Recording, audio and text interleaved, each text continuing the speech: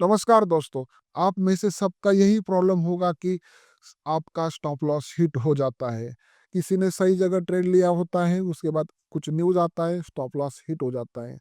किसी ने सही एनालिसिस किया होता है, सही सेक्टर, सही स्टॉक, सब कुछ सही होने के बावजूद भी उनका स्टॉप लॉस हिट हो जाता है। इसका एक ही रीज़न है दोस्तों, आपने गलत एनालिसिस किया होता है। आपकी स्ट्रैटेजी सही होती है, लेकिन आपका एनालिसिस गलत होता है दोस्तों। कैसे होता है? एग्जाम्पल से मैं समझाता हूँ। ये निफ्टी का चार्ट आपको यहाँ पर दिख रहा होगा। निफ्टी के चार्ट को अगर हम देखते हैं तो यहाँ पर किसी के लिए ब्रेकआउट है। ओके, किसी को लग रहा है कि यहाँ पर ब्रेकआउट आया है, मुझे बाय करना है। किसी को लग रहा है कि यहाँ पर डाउन ट्रेंड चल रहा है, मुझे यहाँ पर सेल करना है। किसी को लग रहा है कि चलो यार, यहाँ पर ये ब्रेकआउट के बाद ब्रेकआउट आया है, मुझे बाय करना चाहिए, मुझे बाइंग दिख रही है। और किसी को यहाँ पर ऐसा लग रहा होगा कि मुझे यहाँ पर सेल करना चाहिए क्योंकि प्राइस रेजिस्टेंस के पास है। दो सेल के उदाहरण, दो बाय के उदाहरण मैंने आपको यहाँ पर जगह पे दिखा दिया दोस्तों। मार्केट के अंदर दो प्रकार के लोग होते हैं, कुछ लोग सेल का सोचते हैं, कुछ लोग बाय का सोचते हैं। अब भी इस जगह कुछ लोग सेल का सोच रहे होंगे, कुछ लोग बाय का सोच रहे होंगे। सबका नजरिया यहाँ पर अलग अलग होगा दोस्तों।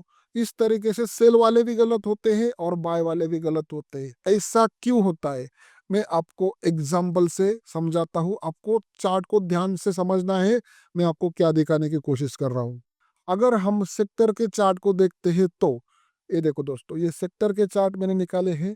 यहाँ पर अगर हम देखते हैं इस तरीके से तो 19 नवंबर, सॉरी 19 18 नवंबर से मैं स्टार्ट किया है। अगर हम यहाँ पर देखते हैं तो 18 19 20 दिख रहा होगा आपको। और यहाँ से ही मार्केट के अंदर बाउंस आया है, निफ्टी के अंदर बाउंस आया है। तो हमें यहाँ पर क्या देखना है, ये जो करेक्शन है निफ्टी का, ये जो करेक्शन कहाँ पर खत्म हुआ, 21 नवंबर, 20 नवंबर, 18 नवंबर के कैंडल से खत्म हुआ। तो यहाँ पर हम सीधा 21 20 18 नवंबर से स्टार्ट करते हैं और देखते हैं कि कौन सा सेक्टर ऊपर गया। तो सबसे पहले आईपीओ है दोस्तों, ये बीएससी का इंडेक्स है आईपीओ।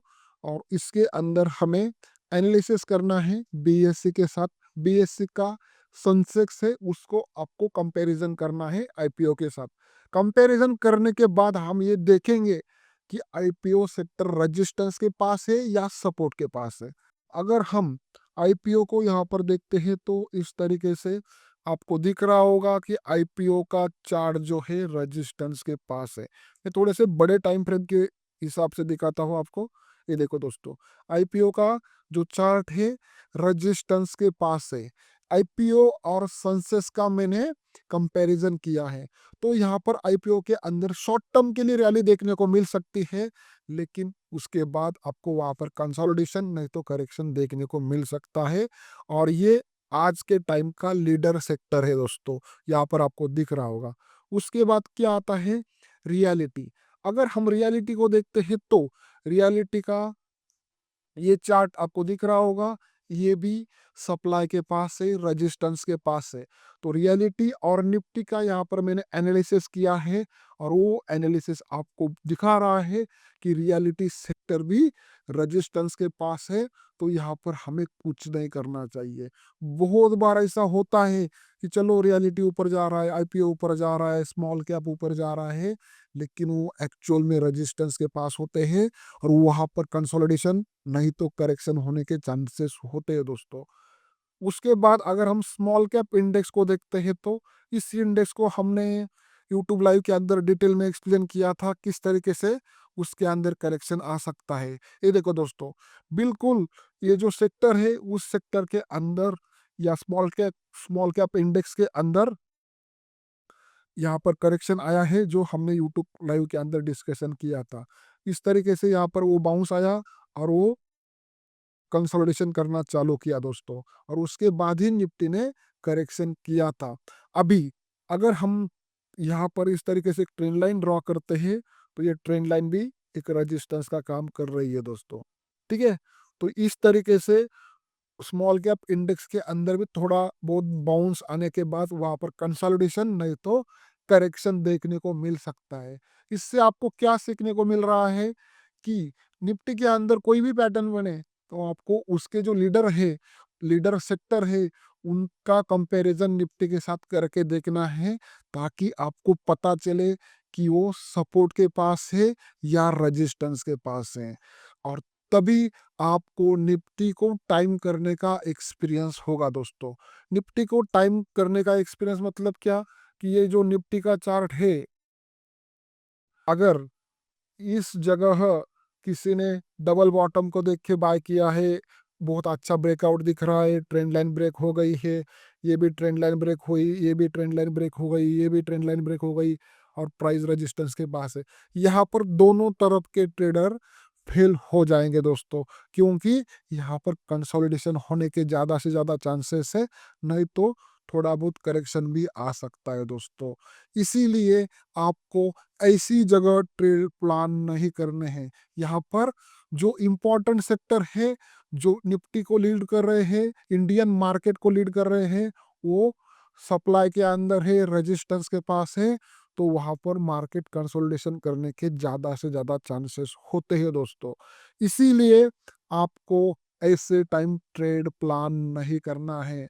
अगर हम रियलिटी सेक्टर को पर्सनली देखते हैं, तो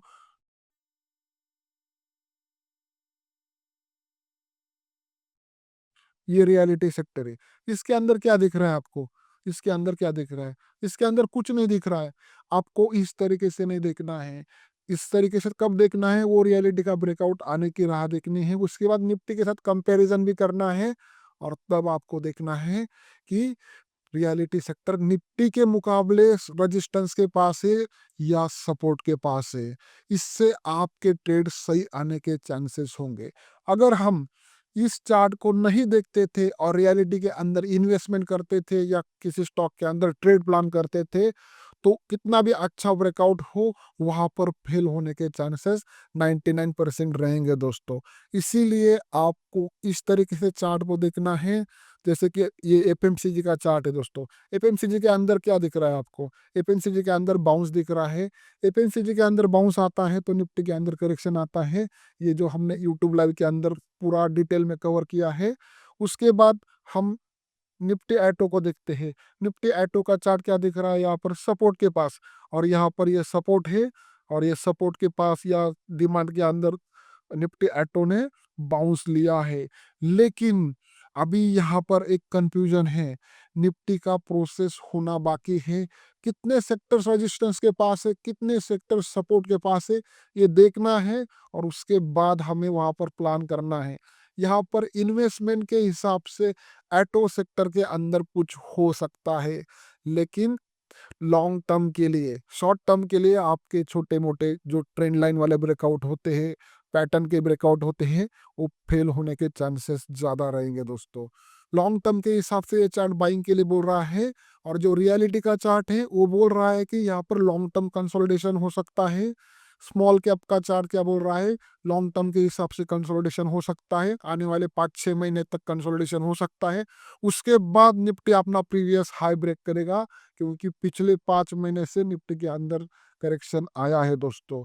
इस तरीके से अगर आप निफ्टी को एनालिसिस करते हैं, तो ही आपके ट्रेड सही होंगे दोस्तों। नहीं तो आप कितना भी प्रैक्टिस करो, आपको वहां पर गलत रिजल्ट मिलेंगे। ये देखो दोस्तों, एक कम्युनिटी का चार्ट है। जैसे ही इस रेजिस्टेंस के पास प्राइस गई निफ्टी और कम्युनिटी का मैंने कंपैरिजन किया है, उसके बाद करेक्शन आया है।